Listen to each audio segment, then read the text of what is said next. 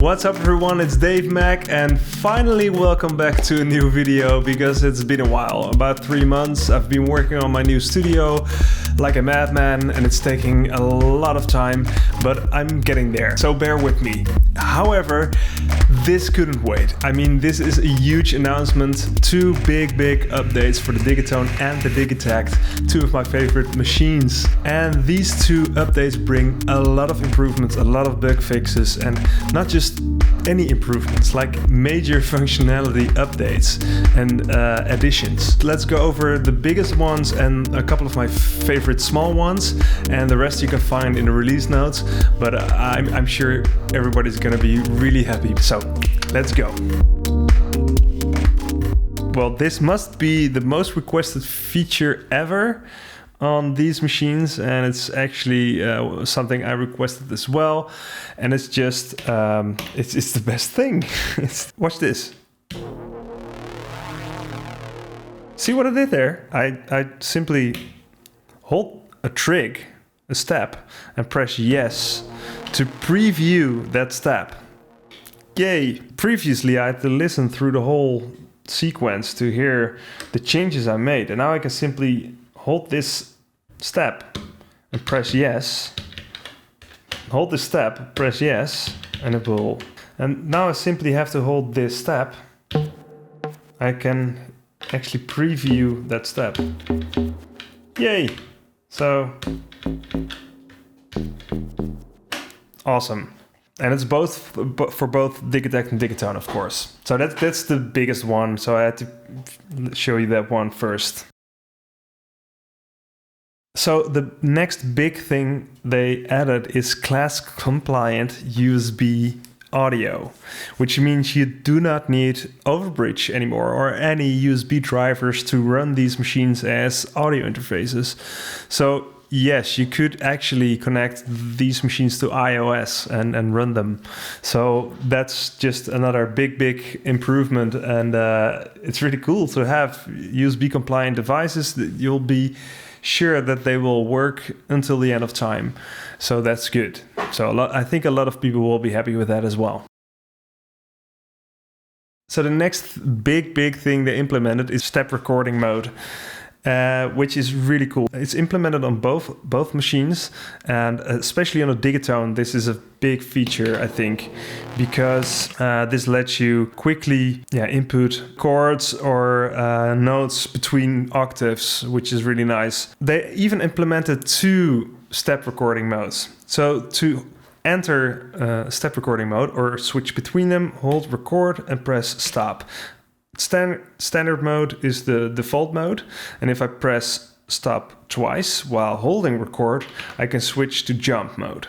And the standard mode, when I play trigs, they will always last 1 trig long and then advance to the next step. In jump mode, however, the length parameter sets the time between each note entered. So if I set this to 6, for instance, and I now input a note, it will skip to the 7th step. So the first input trig will be 6 steps long. Very interesting implementation. So let's enter standard step recording mode by holding record and stop. You can see I've set the track length to 6, and I can now select one of the 6 steps to select the step where I want to input a note. So let's begin at 1. When I hold funk, you can see the keyboard showing, and I can now input a note. There we go. And you see the green light is progressing to the next step.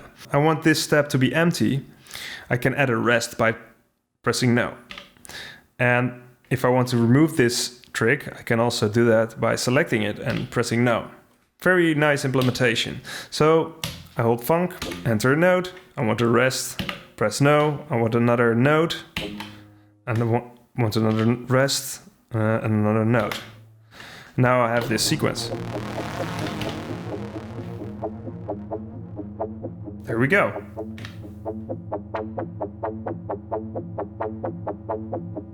You can add notes the same way as you would in grid recording mode by selecting a step and holding and pressing the note, and now enter a chord, for instance, and hitting yes. You will now have added the chord to that step. One thing is that, when I do this, it doesn't progress to the next step, so you have to progress yourself. And the same goes for a quick select thingy. When I hold this step, I can press down to show the keyboard and now select notes I want. Hit yes to add a note and build a chord this way, and it will now have inputted that chord onto that step. Very nice. Now let's go to the jump mode. So again, I hold record and hit stop twice. And I'm now in jump mode. And in jump mode, the length parameter sets how long a step will be when I hit a note. So I set it to 4, I hit a note, and it will have progressed 4 notes to the 5th step. And when I hold this, you can see it has locked. Another cool thing in this mode is when I hold funk and hold yes, and now press a note and hold it for as long as I want. And now the note length is set to 11, as you can see, because I hold the note long enough in this BPM for it to become length 11. And you can see, it's 10.5. Okay. So yeah, I think that's a really nice implementation actually. I need more time with it to really become quick in using it, especially for the techno I make. I love step recording mode because you can really quickly enter some ukulele rhythms and polymeters and that sort of stuff. So yeah, I'm definitely gonna use this a lot. On both machines, and especially on Digitakt, this is one thing people are going to love. If I go to the source page, as you can see, this project is chock full of samples. It's actually the sample pool is completely filled up in this project. Now I know for a fact that I don't have any unused samples. However, I do have projects, and certainly before Elkhart was released, I used to have samples in projects that were not used, and I didn't even know about them not being used. So that was a problem, right? But now, and you already know where this is going, of course, I go to settings, samples, and I go to view the RAM, and I can now press right arrow, and you can see select unused. And when I press yes, 0 samples. So there are no unused samples in this project. However, that's a really big feature. The same works on the Digitone in the sound browser. When I go to settings, sounds, sound manager, and I go to view pool, I can now again do the same thing. Select unused. I think you might, if you've paid attention, you've probably already seen it. You can see these little thingies that say prob. Prob. It means probability, of course, and it's the same thing as on the model series, chance. So I can now, when I have this track, let's play with this hi-hat track and set the probability something below. There we go. It's only playing 49% of the time. So I hear you thinking, how does that work with the conditional trig? If I want a trig to always trigger regardless of the probability parameter, how do I do that actually? Well, they've thought of that. And it's actually a user requested feature. So the cool thing is that they not only added probability, they also adjusted how the conditional triggers work a little bit. When I hold a step and want to add a conditional trigger, it's now bidirectional. So when I go to the right, I will have 100%, then fill the usual suspects. Immediately, I will have the ratios. And when I go to the left, I'll have the percentages, which is really nice. When I start to turn the conditional parameter, it starts at 100%. What? Why? Well, the cool thing is, and this was a user requested functionality, why they implemented is when I have probability set to 50% and I want a certain hi-hat to always play, I can now lock that step to 100% and will play regardless of the probability setting.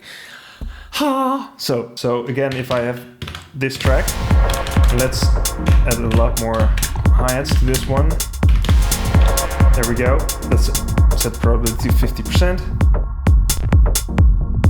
And I always want the afterbeat to play. So I get these ghost notes. I'll set these steps to 100%. There you go.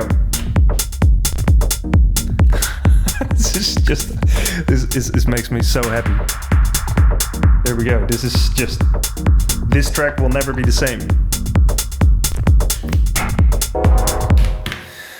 Oh man. They added a couple of voice things to the Digitone, which are very, very nice. So when I go to the Unison, the voice page, you can see this new parameter reuse. And this was also a user requested feature that when I play a track, it used to always use the same voice, even though the notes were overlapping. So it would cut off the previous note instead of cycling through all the different voices. And it can now turn off the reuse, and it will now cycle through the voices. Yeah, baby. So that's really, that's a very nice addition as well. And then when I go to the setup page, there's now a play mode added and a mono note prio. So they added 4 new play modes, or actually they added 3 new play modes. Poly is the standard play mode that always used to be there. Then we have poly mode, mono LFO, mono and mono legato. So let's start with poly mono LFO. What does that mean? Well, there was this thing that people thought it was a bug, and I thought it was a bug as well, where you were playing chords and using voices of the Digitone on one single track, and you've added some LFOs, and for some reason on different voices the LFO would be completely different, and that's because all the LFOs are not shared, they're polyphonic, so the LFOs are per voice. So when a note cycles through a voice, through different voices, some LFOs could be out of sync of each other, and it would cause certain things to be out of sync that are like tremolo, for instance. You want a tremolo always to be in sync for all voices because it's tremolo. Or not if you want to be creative, of course, but that's beside the point. Anyway, so what they now added is a poly mono LFO, which means that each LFO will sync to the first voice being triggered, to the LFO of the first voice being triggered on that track, which is very great. It's one of the things that I really disliked in the previous implementation, that some LFOs would be out of sync on one single track, so I could never know what LFOs were doing after a while. We have a mono mode and a mono legato mode. And mono mode obviously means that you can only play one note at a time. You can stack notes by using the unison, of course.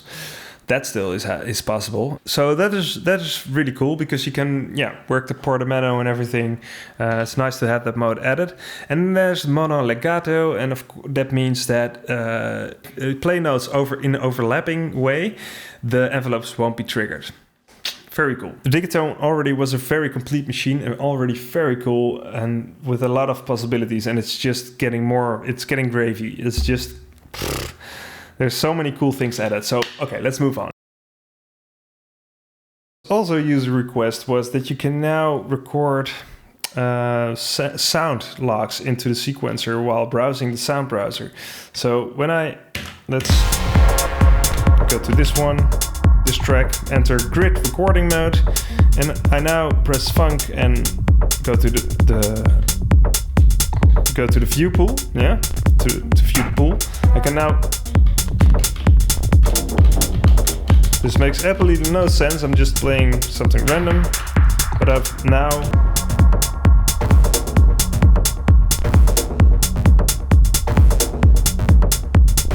so as you can see, I've now locked different sounds from the sound pool to different steps. It's pretty quirky, but it's nice. Certainly if you load a bunch of percussive sounds in there and you scroll through them while playing, you can get some very cool, nice rhythmic stuff going, for instance. There are a lot of bug fixes as well. There are a lot of small improvements as well. The whole improvements and bug fixes list is added with the download. So I really go through them because there are a couple of small tweaks here and there that are really cool as well. One of the things I want to show you is one thing I use a lot, and that's actually the modulation wheel breath control aftertouch modulation matrices. And there used to be a bug where the first slot of the modulation matrix would reset somehow when reloading a project or loading a project. It was really weird. I reported to Electron on multiple occasions and with video and everything, and I'm trying to find what was happening. But either way, they fixed it, so it's not happening anymore, which is great.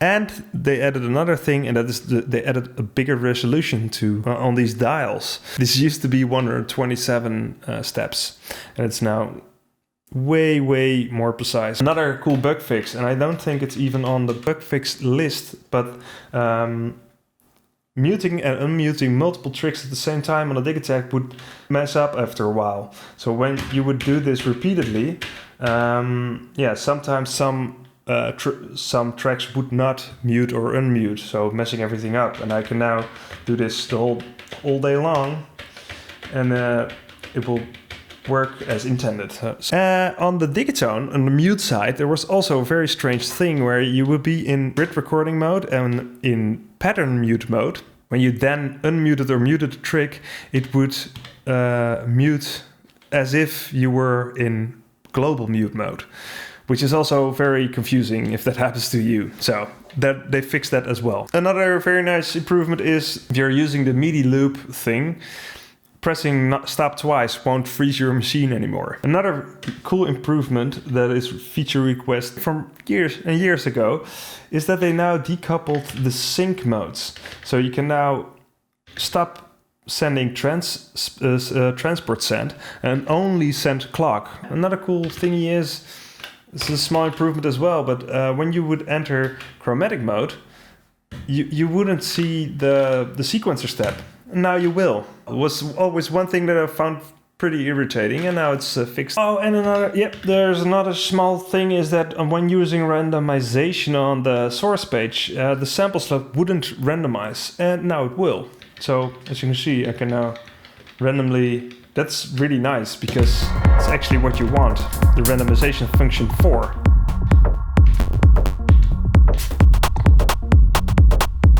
Very cool.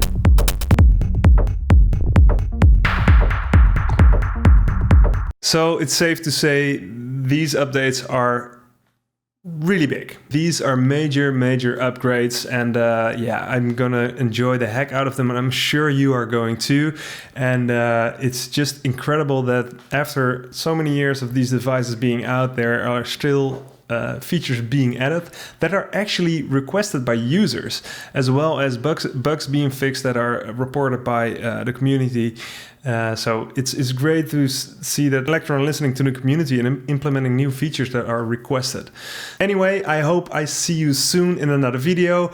I have to do with this small room with this lovely flowery background, by the way, until my studio's finished, and I'm really working hard to get it finished as soon as possible, and it's gonna be epic, I assure you. But until then, hopefully see you soon. Until the next video. Cheers.